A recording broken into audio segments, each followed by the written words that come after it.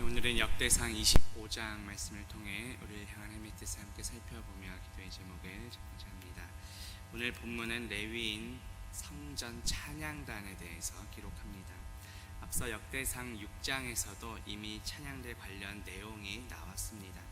그런데 역대상 6장과 오늘 본문인 역대상 25장은 서로 관점이 조금 차이가 있습니다. 역대상 6장은 헤만과 아삽과 여두둔의 직계 조상을 추적해서 이렇게 올라가는 형식을 취했습니다. 반면에 오늘 본문인 역대상 25장은 아삽과 헤만과 여두둔의 직계 자손들을 추적해 내려가는 이런 형식으로 구성되어 있습니다. 역대상 6장은 이 세 가문 모두 레위 지파에 속하였음을 좀 더 강조한 반면에 오늘 본문인 역대상 25장은 이 레위인 성전 찬양단이 24반열로 구성되어 있음을 더욱 강조합니다. 본문 1절 보시면 다윗이 군대 지휘관들과 더불어 아삽과 헤만과 여두둔의 자손 중에서 구별하여 섬기게 하되 수금과 비파와 제금을 받아 신령한 노래를 하게 하였으니 그 직무대로 일하는 자의 수효는 이러하니라 고 말씀합니다. 다윗이 군대 지휘관들과 더불어서 정했다고 말씀합니다. 다윗 혼자 독단적으로 레위인 성전 찬양단을 선발한 것이 아니라 하나님께서 세우신 제사장들과 또 레위인들의 그 족장들과 협의하에 이 아삽과 헤만과 여두둔의 자손들 중에서 재능 있는 자를 선별하여 성전 찬양단을 구성했습니다. 본문에 나오는 이 레위인 성전 찬양단 이 24반열의 총 책임자인 아삽과 헤만과 여두둔은 각각 게르손, 그핫, 므라리 가문에 속한 자들입니다. 이들은 다윗이 임명한 3대 악사들이었습니다. 다윗 왕이 이 세 명을 중심으로 찬양단을 최초로 조직했던 때는 이전에 오벳에돔의 집에서부터 이 언약궤를 예루살렘 성으로 모셔왔을 때였습니다. 당시 다윗은 이 예루살렘의 언약궤를 안치한다는 그 사실에 감격하여 온 백성과 함께 성회를 열게 되었고 또 이것을 기념하고 찬양하고자 아삽과 헤만, 여두둔 이 세 명의 악사들을 중심으로 하여 찬양단을 조직했습니다. 아삽, 헤만, 여두둔의 자손들의 역할은 바로 성전에서 여러 악기를 연주하고 신령한 노래를 하는 것이었습니다. 그런데 일반적으로 찬양하다라는 단어가 따로 있음에도 불구하고 본문에서 어떤 예언의 의미를 함축하고 있는 신령한 노래라고 표현한 이유가 무엇일까요? 다윗에 의해 선별된 이 찬양 단원들이 마치 예언하는 자들과 같이 하나님의 영으로 충만하여 거룩한 노래를 부르는 무리들이었음을 강조하기 위함입니다. 본문 2절 보시면 아삽의 아들들은 삭굴과 요셉과 느다냐와 아사렐라니 이 아삽의 아들들이 아삽의 지휘 아래 왕의 명령을 따라 신령한 노래를 하며 라고 말씀합니다. 레위인 성전 찬양단을 맡은 이 3대 가문 중의 하나인 아삽의 아들들을 소개합니다. 아삽은 레위인 베레기야의 아들로서 그 이름의 뜻은 모으는 자입니다. 시편 50편과 또 73편부터 83편까지를 보게 되면 아삽의 시라는 이 표제어가 붙어 있습니다. 아삽과 또 그의 후손들의 찬송을 담은 시라는 뜻입니다. 아삽의 지휘 아래 또 왕의 명령을 따라 신령한 노래를 불렀습니다. 아삽의 아들들은 레위인 성전 찬양단의 그 24반열 가운데 한 일원이었습니다. 직접적으로는 이 아삽의 지휘 아래에 있었고 국가적으로는 다윗 왕의 수하에 속한 자들이었음을 보여줍니다. 당시 일반 찬양단은 288명의 그 악사들에 의해 지도를 받았습니다.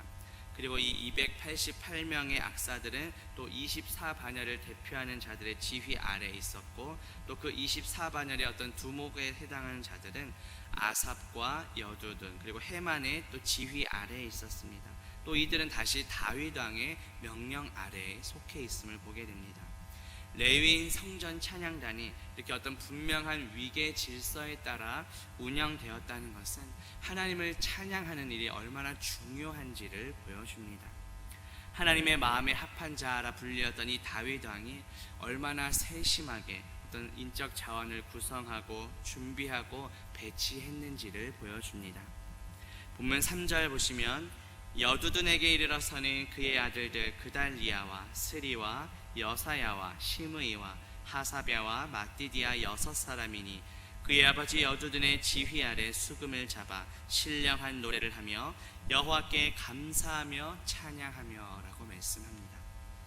레위인 성전 찬양단의 총 책임자 중 하나였던 여두둔의 아들들을 또 소개합니다.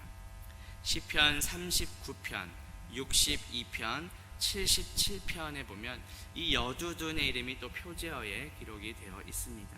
이 시편들이 여두둔과 또 그의 아들들에 의해 찬송된 시라는 것을 보여줍니다.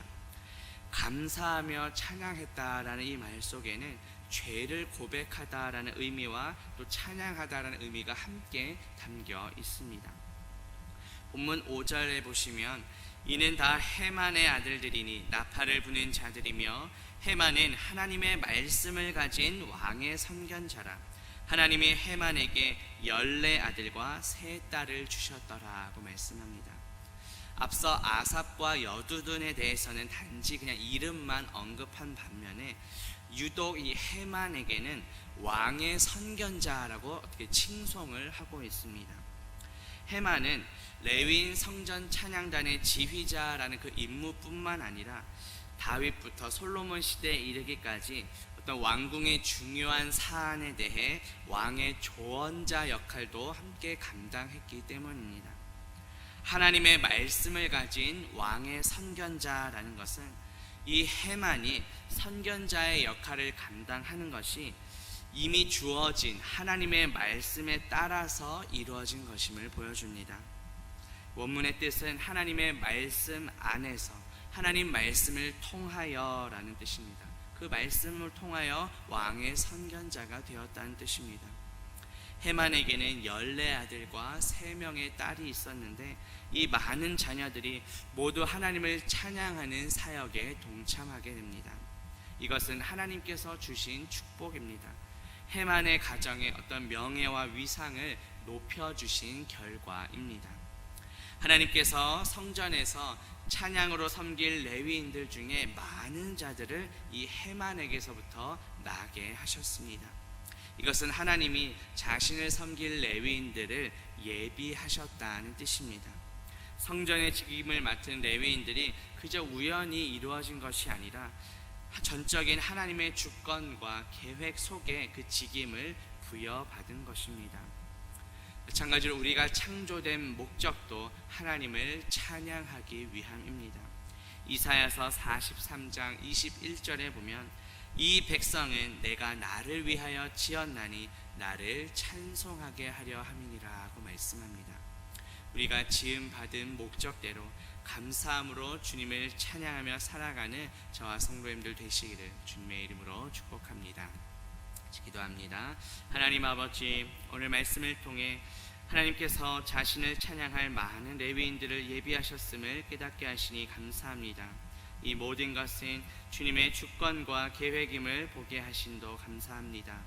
우리가 창조된 목적도 하나님을 찬양하기 위함임을 믿습니다. 우리를 구원하신 예수 그리스도의 은혜와 사랑을 기억하며 감사와 찬양 드리는 우리 모두가 되게 하옵소서. 예수 그리스도의 이름으로 기도합니다. 아멘.